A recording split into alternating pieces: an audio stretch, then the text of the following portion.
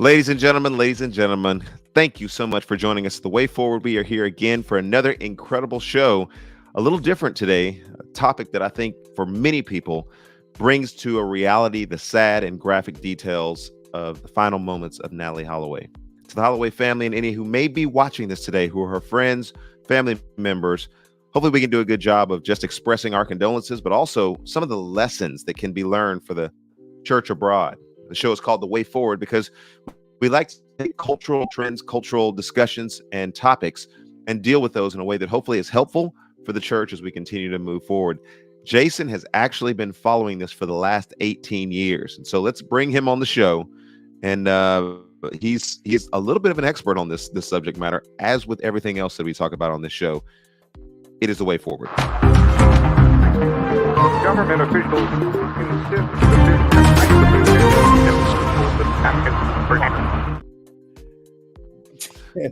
Good morning, sir. I'm like teeing it up. I got you, bro. I got you. That's all I need to do is just tee you up. I'm not. Let's be aggressive about the case, but I have paid attention to it throughout the years. As I was telling you before, she disappeared May 30th, 2005. We had a family death in July. A lot of change happened in July. Ethan was born in August. 2005 was just kind of an insane year. And the disappearance of Natalee Holloway branded into my memory amidst of all that kind of craziness. And for the first time, I had a daughter of my own. Naomi was born in January of 2004. So she's just a little over a year. And now all of a sudden I'm watching Beth Holloway on TV plead for the return of her daughter. So now I got my little one sitting there and I'm looking at her. I'm like, wow. So yeah, I've kind of followed it over the years, and really disappointed at times how it's turned out. But I was drawn to it because there's just a lot to. I think there's a lot to learn from this whole thing. And now that I've actually lived long enough to see somewhat of a resolution to it, because a lot of times you don't find resolution to these things. And where I am now, that there is, we could talk about that's worthwhile to the church, worthwhile to the family, worthwhile to the community, and worthwhile, I hope, to that family as well. So yeah, not an expert, but I've followed it, sure. Yeah, so let's do this. I'm going to give a couple of tags for the show today, just in case anybody's watching this and wondering where you guys getting all this stuff from. I will be using some source material, and so let me just go ahead and say this. For those of you who are watching and wondering those questions, Section 107 of the Copyright Act allows us to talk about this and other topics from the standpoint of criticism, comment, news reporting, teaching, and scholarship. For those of you who want to subscribe to the show, then just subscribe to the show. You don't have to ask our permission for it. Just go ahead and do it. Yeah. All right. Well, would you lead us in prayer, Pastor Yeah. Jason? Father, thank you, Lord, for today. And we're just so thankful, Lord, that your mercies are new every morning. And we're thankful, Lord, that you are a God of justice and righteousness. And at the end of the day, there's going to come a day things are reckoned. And we look forward to that. All wrongs are made right. And there's going to be a day when murder will not exist. And we will live under the rule of King Jesus peacefully, righteously, and freely. Until then, Lord, help us to know the way forward as we look forward to move along. In Jesus' name, amen. Amen. All right. I'm going to show the Access. What is this? Access Hollywood. Decades after Alabama. I want to just go ahead and say this for any, because people meet me all the time, and sometimes kids meet me. This may not be necessarily a kid's show today. We're usually funny.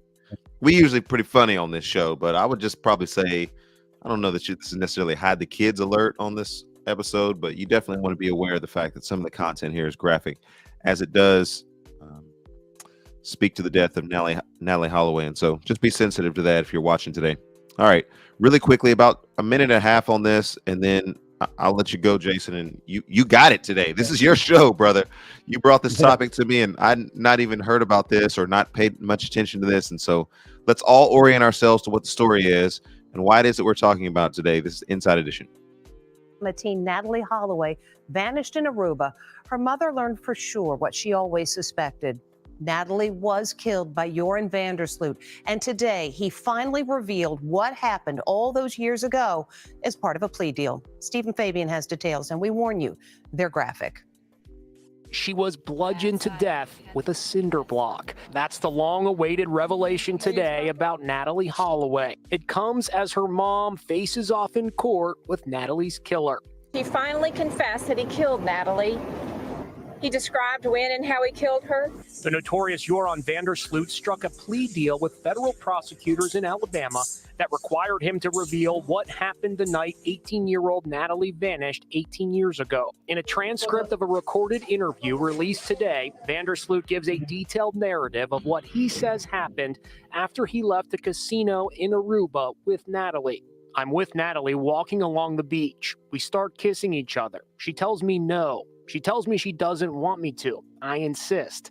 She ends up kneeing me in the crotch. I get up and I kick her extremely hard in the face. Right next to her, there's a cinder block. I smash her head in with it completely. I half pull, half walk with her into the ocean. I walk up to about my knees and I push her off into the sea. He said that after killing her on the beach in Aruba, he put her into the water, and that was the last that he ever saw her. Vandersloot wore an orange prison jumpsuit with his hands shackled to a chain around his waist as he entered the courtroom here in Birmingham. The room packed with Natalee's friends and family. Vandersloot spoke softly to the judge and at one point actually issued an apology to the Holloway family and said he hoped his statement confessing to her murder would give the family some closure.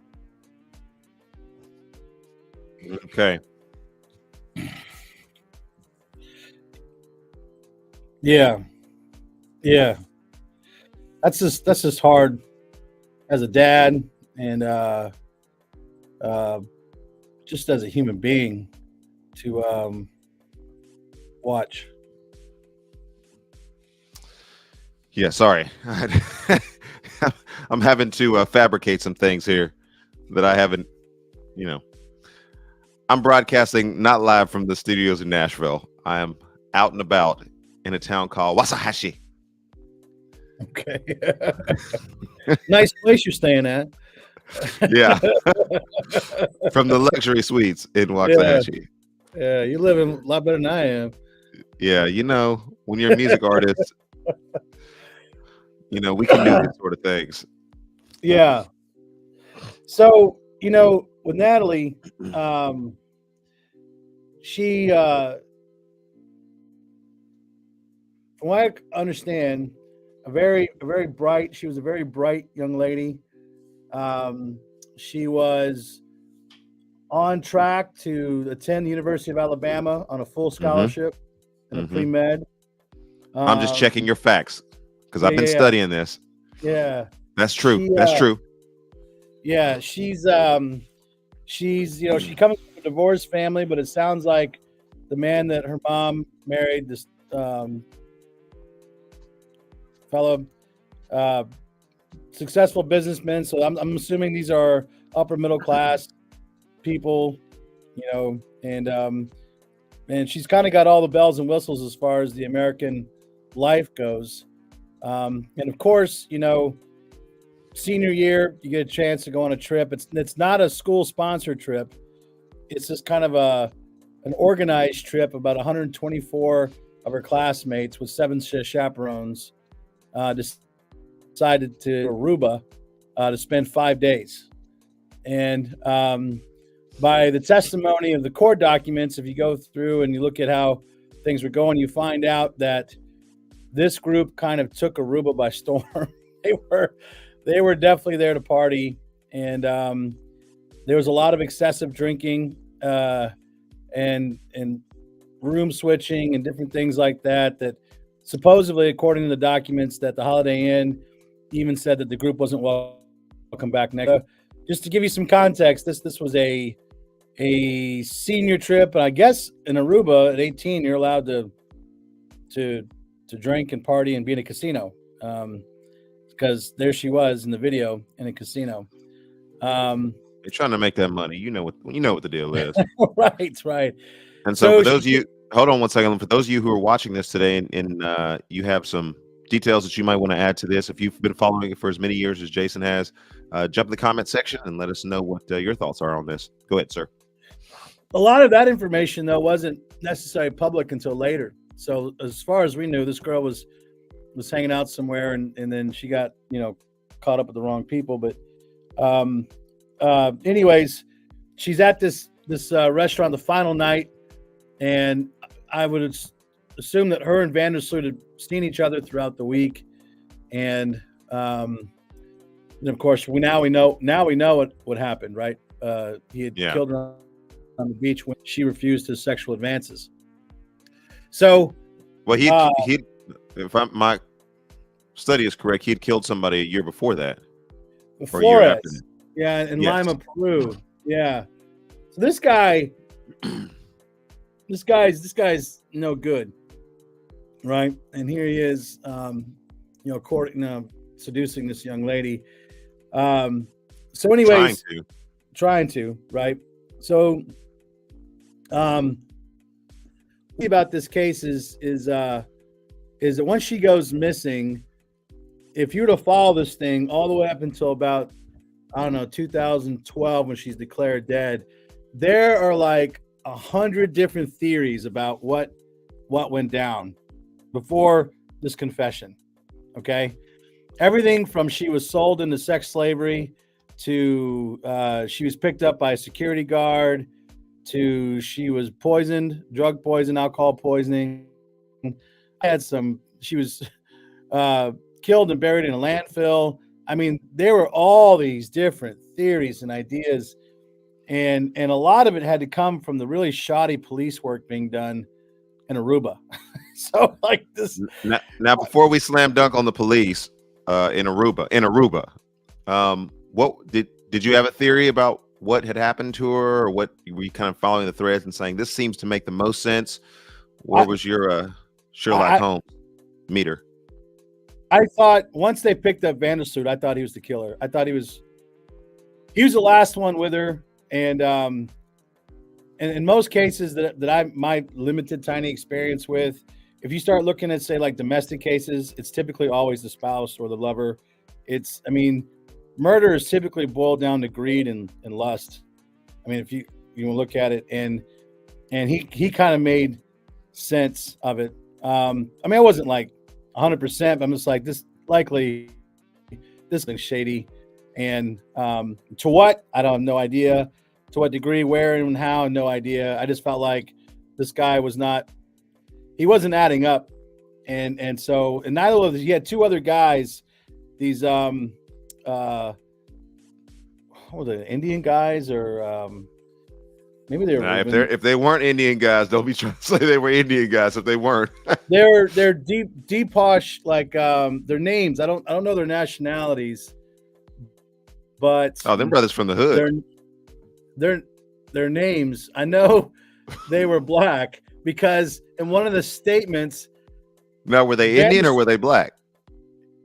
Well, they refer themselves as black, because in one of the statements, Vandersloot's trying to pin it on them. He's trying to tell the police that these two guys did something shady, and these two guys say these are foreigners. Okay, they're not American. These two guys say this girl's from Birmingham, Alabama. She's in the car with two black guys. That was dang! Where's my sound effects when you need them? I know. I was reading that to the transcript. I thought that's hilarious. Like, to them, that our alibi is, look, we're black. Yeah, she ain't getting in the car with Alabama. Us. She ain't gonna sit in the car with two black guys. What are you talking about? And these guys weren't from America. They were just foreigners. So I'm just saying, like, just how reaching our culture and politics are. That was hilarious. I read that. I thought that's insane. And you know what? To the Reuben police, it made sense. They're like, yeah. I think they were. I think you're right. Man. Oh man. So these two guys, They're I mean, like, they're caught up in not it. wrong. Yeah, these two guys are caught up in it, but they kind of check out, and I think they knew something was shady, and they were trying to protect their boy, but they started to kind of turn on each other. But we never could get to a resolution, and you have 18 years of trying to seek justice. You have a murder that takes place, and you have a mom and her family persistent and trying to figure out what went down, all the way to the point where Vandersloot extorts them for $25,000. 250,000. Was it 250? Because I thought he only got $250,000, and so he And you know how that went down. That was just, oh man, it was just so heartbreaking. Yeah. Telling the family, hey, I've got some information about what happened to your daughter. So just funnel me some money. You get me this money, I'm going to reveal what happened. Yeah. And so they're in their desperation. They're like, okay, we got to have some answers to this. He's going to lead us to the killer. He's going to lead us on a probable thread. And he just fabricated information and extorted them for the money, then fled to Peru. Yep. And it was this, there is, so just so we set up the scene a little bit, you understand? Because I think there's some lessons to take away from this in just a minute, but just so you understand that the way this is unfolded over 18 years, there has been a lot of deceiving. There's obviously been murder. There's been deception. There's been a lack of justice. There has been anguish, despair. I mean, this family has gone through insane amounts of ups and downs in the community and just all the stuff they've had to deal with. And I would imagine their family dynamics of having to deal with this on a level just had to be off the charts. And so this has just been just one big saga, in our community, in our American community, if you will. One of many, of course, but it just so there's this kind of speculative thought in my mind, and this whole story just makes me just chilling when I think about it, because here's Vandersloot, and he'd killed somebody a year before. Cold-blooded, bro. He's walking around, he's doing normal stuff in life. He's chilling, hanging out at the casino, trying to do his thing, kills this lady, throws her in the sea, this young lady. And then he's just going and he's just doing his thing again. Okay, and think. I want you to think about what he did after. I don't know if you read any more. What his confession? He throws her. He gets her into the sea and he sends her off, and then he walks home. Do you know what he does? He grabs something to eat. He checks the soccer scores. He can sight, and then he goes to bed and then goes to school. Like, there's just a lot of connections there. Like, one, that's sociopathic. That's insane, right? You go home and after a night of partying and I murdered a young lady. I'm gonna grab me something to eat, check their soccer scores, look at a porn site, and his mom indicated, or not his mom, Beth Holloway indicated that he went to the porn site to. I don't know if we need to say this. Right? Okay. Yeah. And still then, trying to keep it a family show. Right. And then he goes to school. Like, this is a normal day. Like, this is just kind of what we do in the Netherlands.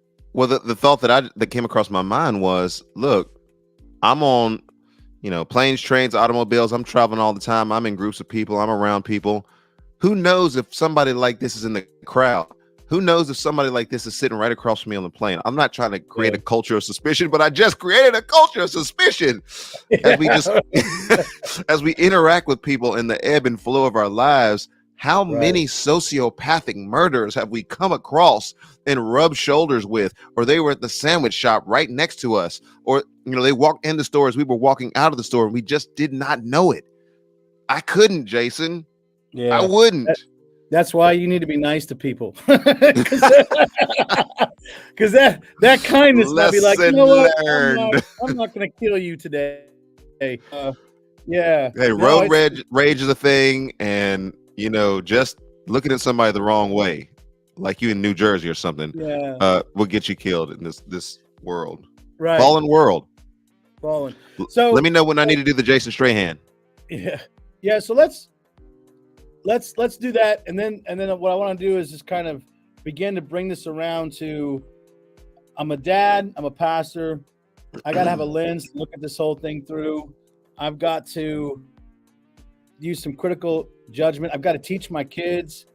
I've got to talk to my church, so I want to look at the Strahan video.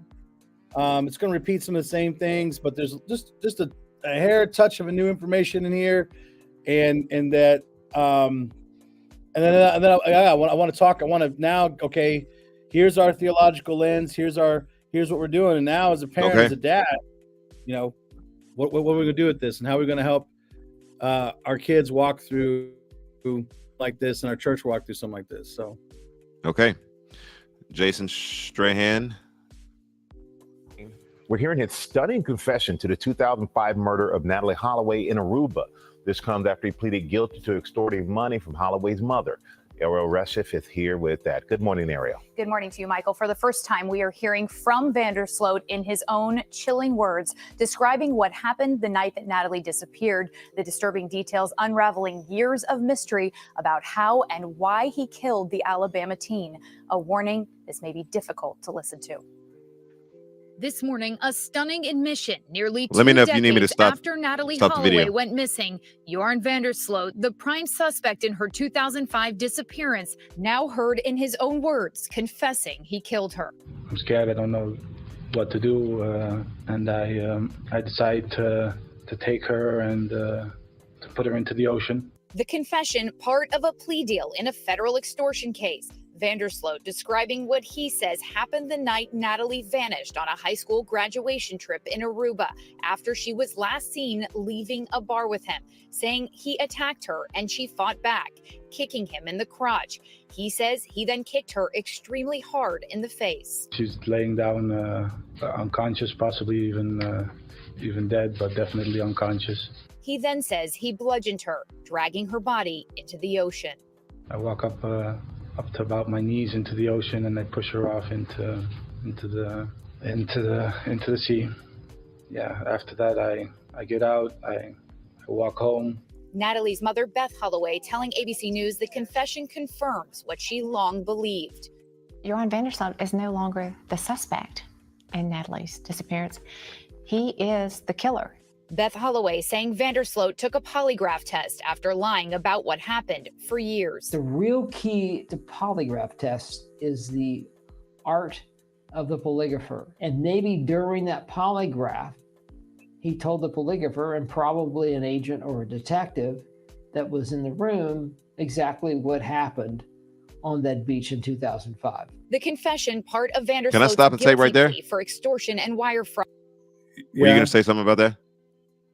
You got something. Or do I need? You got something. I was going to wait. There's something else that was coming. I was going to see, but Okay. We'll let you.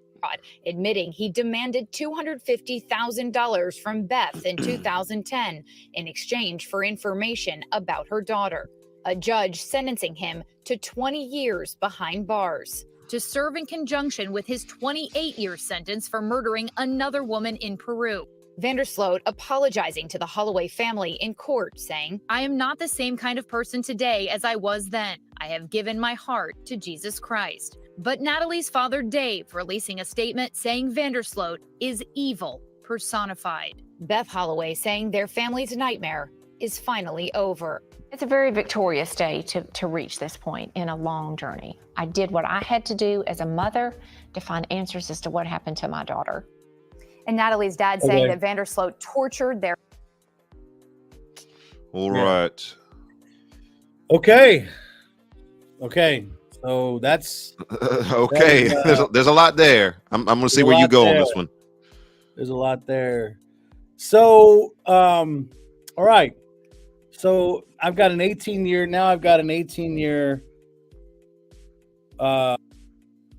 story to look through, right? I can see all the conflict, the ups and the downs. I can kind of see some different things, and so I have a 19-year-old daughter, 18-year-old son, and we're going to be talking through things like this, and we got to have a lens by which we see this whole thing. He's coming with proverbial wisdom at this point. Yeah, we've got to have a lens to watch this, and we've got a lens to learn some things here, because this is a telling story. First of all, cases like this just reaffirm my belief in the doctrine of total depravity. The Bible teaches that the heart is desperately wicked. The Father says that he is evil. The Vandersloot is evil personified. That's Satan, what he's saying, right? I mean, that's he's equating him to Satan. When you watch murder and you watch this kind of deception throughout this whole 18-year period, what you're seeing is total depravity being worked out. Jesus says, where does sexual morality, where does murder, where does deception, all that come from? It comes from your heart. It comes from inside of man. It's not what goes inside of you that defiles you, it's what comes out of you. And what was inside of Vandersloot's heart, sexual morality and murder. And the two were going hand in hand for him. If you notice that both women he killed rejected his sexual advances and his rage, he killed them. And porn was a part of his life. And that's a commitment to sexual morality. And so this guy was definitely working out what was in him, and that was unfortunately horrendous, right? Now, do we know much about his family, his background, the context, his parents' upbringing?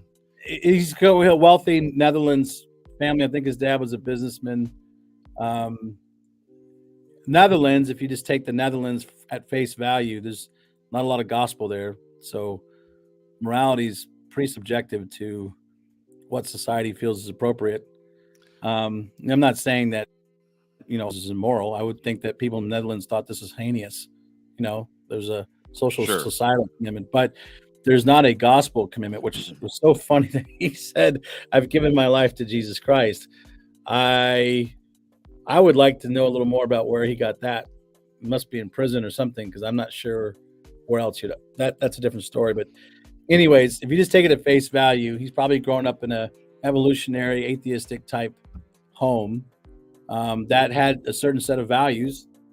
I mean, that's not part of that. But their sense of justice is probably pretty skewed. His dad was arrested in 2010 in connection to this, that he had something to do with it.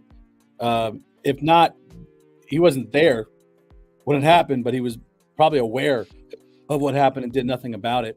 Okay. Not 2010, 2008. He wound up dying, I think, in 2010. So dad, I believe dad and mom, dad at least was aware of what happened, but and mom I've only got one statement from mom. Mom kept her mouth closed through most of this, I think. So that's maybe his background. Now I want to say something that I got to be careful how I say this too. We got to be careful about this whole episode, Jason. Because we got to be careful about every episode that we do. We're talking about corn.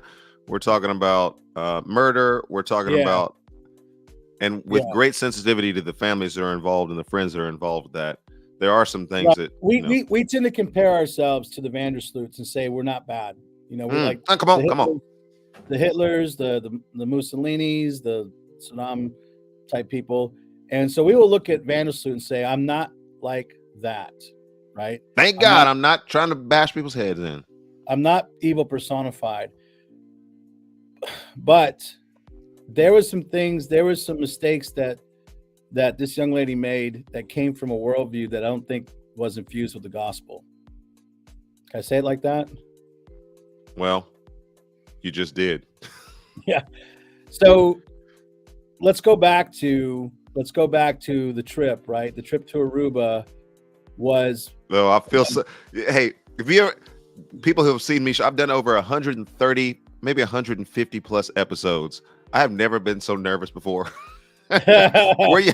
Because we usually talk this out, but we hadn't talked this one out. I don't know where you're going, but yeah. Because I'm a daddy. I'm a daddy. So and I'm trying to instill in my kids, right, that this trip was meant to be a good time. Fine, I'm all for it. But what you define as a good time, right? And there's reports of excessive drinking and excessive partying, and then you find yourself in a casino and you find yourself in a bar late at night at 18 years old. You're making these decisions to what you define as a good time and a good party and all that. And you're essentially, what you do is you're turning toward the darkness. And when you turn toward the darkness, you're going to run into some very dark people. You know what I'm saying? And I'm not saying that she deserved any of this. That's evil. That's wicked. Okay. Yeah. Just make sure we're not saying that. Yeah. What I'm saying is, when you make decisions like this, you're putting yourself in a place where you're going to run into some pretty dark and wicked people. And so as I'm talking to my kids about this, one of the things we are saying, look, you got to have a gospel grid of wisdom you think through. We want to have a good time. Aruba could be an excellent time, a beautiful time of rest, a time of pleasure, times of all kinds of things. But you also need to understand that you're in a battle between the light and the darkness, and you just can't go swinging in the darkness and thinking there's not going to be consequences. And unfortunately for this young lady, the consequences were severe, crazy severe, right? Because for 123 of her students, there's just another normal day in paradise. But for her, she met evil personified. You know what I'm saying? She met something wicked. And so, well, as a dad, don't you think though there's a sense in which all of us can be subject to a bad decision? I mean, you think of somebody like a Lynn Bias. He wasn't known to be someone who took drugs regularly, but on one particular occasion he took drugs and it killed him. And you know, one of the storied NBA careers that people were expecting never happened. You know, and there's situations where you hear people, you know, they have one night or they took drugs one time. Do you think that an 18-year-old? Yes, absolutely. I think that you can never bat 1,000 in this world, ever. You can't. What you want to try to do is limit how tragic the results are going to be. That's my goal as a parent. I'm not going to stop mistakes. I'm not going to stop you from making the dumb decision all the time. What I'm trying to do is keep you from making the ones that take your life so early. I think Toby Mack talked about his son, you know, who passed away. Mm-hmm. He's known his son for 21 years, and he didn't know his son to be a drug user, you know, and whatnot. I don't know the Macks at all. I'm taking Toby Mack's word for it that he knew his son better than anybody else did, and he wasn't one. His son decides to take something one night, and all of a sudden it cost him his life. You know what I'm saying? Like that one decision. And I'm saying there is a grid of wisdom to try to teach your children a pattern of living that, generally speaking, why is going to put myself in a position where I'm going to be compromised like that? I would be willing to bet, if just looking at what little, and I'm talking about what little I know, because there's a lot of story here. There's a pattern developed inside of Natalee Holloway's life that said that this decision to go do this all week fits in line with what I'm already doing at home, more than likely. You know what I'm saying? Man. Because if you look at, is that a little bit of a reach there? I mean, do we know anything about her church background or upbringing? I don't know. You've been following the story closer than I have. So right. You saying she was a wild girl? She was a wild girl in high school. No. I'm not saying she was a wild girl. I think she was a typical American teen. Typical. Okay. I think she was a typical American teen. So if you just take a typical American teen and saying, what are they doing these days? What are they doing? What were they doing back in 2005? What were you doing in high school? I mean, what were you doing? I can tell you what I was doing. You're asking me personally? You were saved. I'm going to tell you what I was doing when I was her age in America. I was partying. I was drinking. I was putting myself in crazy positions. There are so many times when I should have died and I didn't. By the grace of God, I didn't die. I put myself in cars with people who were drunk, and we were driving. I put myself in relationships that were not healthy. I put myself in all kinds of spots. And what the world will say is that's just part of growing up. That's just part of doing it. And then there's a part of me that says, I understand. However, when we start to do things the way that God calls us to do them, right? And we start to live according to the way that God calls us to live, there's a pattern of living where you flourish. I was not doing that at 18 years old at all. Yeah. And what this young lady was living in the same pattern that I was living in. And I think that's a pretty safe assumption when you look at her high school career. I don't think she was a bad kid as far as standards go. This kid was pre-med. This kid got a full ride to Alabama. She had her priorities straight. I mean, she was smart. And she knew where she was going. She knew what she was doing. But there was a part of her life that said messing around in the darkness was, exciting, exhilarating, and okay, and good, good to do. That's exactly what I was thinking until the Lord got a hold of me and changed that and said, no, you don't want me messing with that. Okay, I see where you're coming from now. So as a daddy, I'm trying to teach my kids, don't go mess with the darkness. Don't go do that. Because there's a pattern of living that you're going to do here that you're going to assume is okay over there, and all of a sudden you find yourself in a real bad way, and you make that decision and you're done. Again, we can't bat 1,000. So I'm not saying that you should. I was going to say because I'm thinking about, okay, so I was 18. Okay, I'm trying to make it to the NBA. I've got a college scholarship, and I'm working at a movie theater the summer before I go off to college. And I remember, I don't know if I should say this, but I drove a Firebird at the time. And so there was one particular day, it was like, it was midnight or so. We'd gotten finished working at the movie theater. And one of the guys was like, hey, let's race. And so I'm like, I'm not. Yeah, so let's go out and let's race. And I burned them. I mean, I had a Firebird, so of course I was going to win. But I just think of something like that. It's like, well, what happens if something would have happened? I would have flipped a car. I would have got killed in a car accident. But I wasn't known for doing those kind of things, but right. Was that a pattern? So was it a pattern of your life to go out and that's what I'm saying. I'm saying that the typical American teen, very successful. We know how to be functional in our depravity, right? That when the gospel's not infused, when you don't have a pattern of thinking, we can excuse youthful indiscretion. We can do that because you're 18, you're trying to figure it out. What we're trying to do is keep ourselves from going so that you reach this place where there's no point no return. Yeah, had you raced that car and flipped it, there could have been a point of no return. But by the grace of God, it didn't happen. By the grace of God. Right? But now, did you just go ahead and continue to go do it? Or did you start to pull back or do something different? I'm talking about a pattern of living that when I'm looking at the teens in the United States of America right now, a pattern of living is this. I'm having sex way earlier than most of what we were doing. I'm engaged in pornography way more than what we were doing. I'm engaged in excessive drinking way more. That excessive drinking did not just start in Aruba. So come on. That just start in Aruba. That started back in America. They knew exactly what to drink, where to drink, how to get it, what to do with it. So it wasn't like they got to Aruba and said, oh, wow, I'm going to try drinking for the first time. No, that's not what was going down. There's a pattern set in place, and that pattern, when you start tampering with the darkness and that pattern of living is not flourishing, it leads to death. And I'm very, very much unfortunately, and she did not deserve this, and she did not deserve to have this man willfully exert himself on her and take her life. That was evil and wicked. And by all means, that we're looking forward to ultimate justice for this.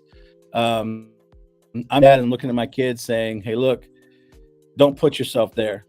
Don't follow what Jesus says, follow what the gospel, the Sermon on the Mount says, and don't tamper with the darkness. And know that the same lust that's inside of Vandersloot is the same lust inside of you. The same ability to murder inside of him is the same murder inside of me. And by the grace of God, I haven't been over to that. And so, yeah. And so that's Comment. that's the lens I'm trying to say here with ourselves to Vandersloot, but at the same time, you know, I'm Natalee Holloway, and Natalee Holloway is what most teenage kids are right now. Okay. Well, let's do some takeaways from this, because I again don't know near as much about this story as you do, having followed it for as long as you have. But there is one takeaway that I think for me is important for me to offer to the church, and we'll do that here in just a few moments. It's the Way Forward. Y'all quiet in the comment section today. I figured you guys would have a lot to say about a story that has lasted so long. Final takeaways.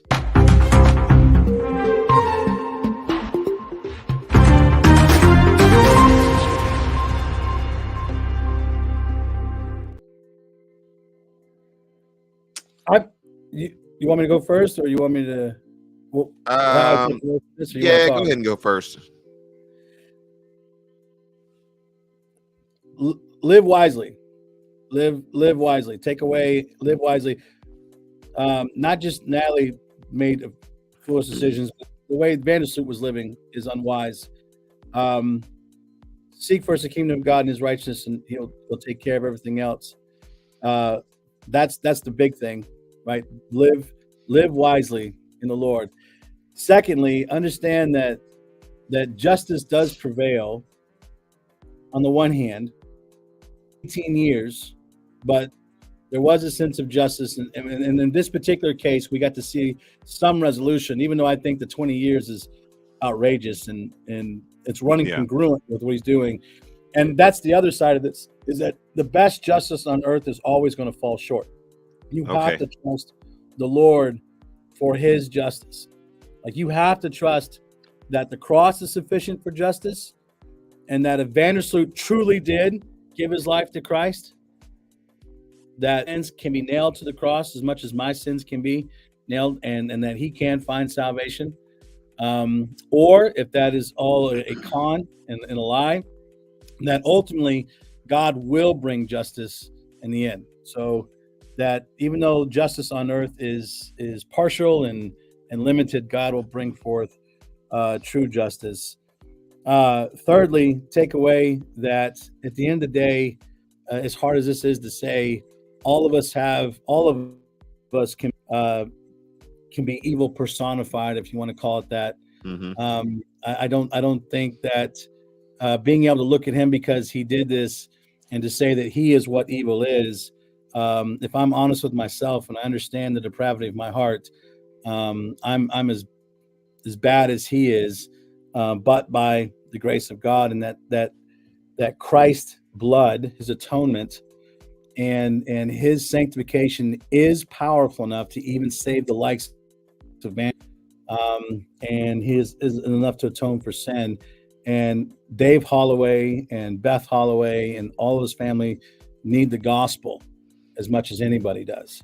And so that I would pour that on, along with the Vandersloots, that the only way this truly gets rectified is when Jesus Christ is lifted up, and he is able to administer justice and grace appropriately. And so when I would look at my kids and tell them that at the end of the day, we have to run to the cross, we have to run to Christ, and trust that He will work this whole thing. Yeah. You know, I think that one of the takeaways, and all those were incredible. Mine's sort of an attachment to that, but I think one of the takeaways is the effective work of Christ on the cross. I look at something like this, and to your point, Jason, there's almost a loophole in here that makes me uncomfortable. It makes me sad, even though I'm hearing the mother talk about the resolution that this brings. There's a sense in which, biblically speaking, if he has murdered someone, then his life should be required. Mm-hmm. That's biblically speaking. And even, you know, the father who says, I don't believe his confession. As a follower of Christ, I recognize that if his confession is true, he could still be punished, adjudicated by men in a way that is appropriate and consistent with the Bible's teaching with regards to a life for a life, but still have the gift of heaven that is given to him as a result of the mediatorial work of Christ. And so for me, there's this sense in which I say, wow, I'm profoundly, once again, remarkably stirred by the depth of Christ's love for his people. Because in the ultimate sense of justice, if this has been one who is the elect of God, one who has been chosen by God, one who the grace of God has rested upon, and now is a part of his life, and his name is written in the Lamb's Book of Life, then justice, absolute, unmitigated justice has been met, but that was met by Christ on the cross. And to feel the weight of that and the profundity of that in this situation, again, humbles me to acknowledge the work of Christ. You said it well, Jason, I think on this episode, that all of us are, in some cases, we are Vandersloot. In some cases, we're without judgment and without wisdom in our lives. And so the result of that, the penalty of sin, the wages of sin, as Romans tells us, is death. But that death will not come to us in the form that it should, because that death was meted out on Christ on the cross. So one thing about the immense gift of grace that has been given, I'm really humbled by studying this, situation, saddened by it, but in a very real sense, encouraged by the hope of the gospel, that not only can Vandersloot, if the case may be that he can find Christ, but there's anybody out there who's listening to this show and is troubled by something that they've done in their past, or troubled by looking in the mirror and seeing what kind of person they are. There's a refuge in Christ Jesus and in him alone. Yeah, absolutely. And I just want to tell these young people out there, man, don't tamper with the darkness, man. Don't mess with it. Don't go over there. Don't. Yeah. I mean, just stay and seek the Lord. I mean, I would. We're all, was it Dave says, we're all one step from stupid, right? Yeah. But to fool around with the pornography, to fool around with the sexual morality, the drunkenness that comes with it, can be so costly. So, I mean, on a gospel level, affects your relationship with God, but also just on a very, very practical level in your life. Man, just run from it. Get away as fast as you can, because it just it may not lead to what happened, unfortunately, to this young lady, but it always leads to death of some kind, always. And so just get away from it. Well, praise the Lord. Another episode of The Way Forward. Compelling. Hey, and one last thing too, I want to make sure if Beth Holloway ever gets her hands on this and hears it, I have thought about your family. I've prayed for your family. I've by no means think Natalee was a bad human being or anything like that. Nothing like that. I'm trying to learn lessons from your life and your situation that I can maybe try to help them, which is one of her goals, by the way, through this whole thing, was to help young people be safe and be wise. And so, if she ever wants to talk, if you see this, we always invite people to the show. Sure. Just know that by no means do I think poorly of their family or Natalee or anything like that. Well said, my friend. Well said. We extend this platform to Beth Holloway and family, if there's something that they want to say in response to what it is that we've responded to. And so we will yield the floor at a later occasion.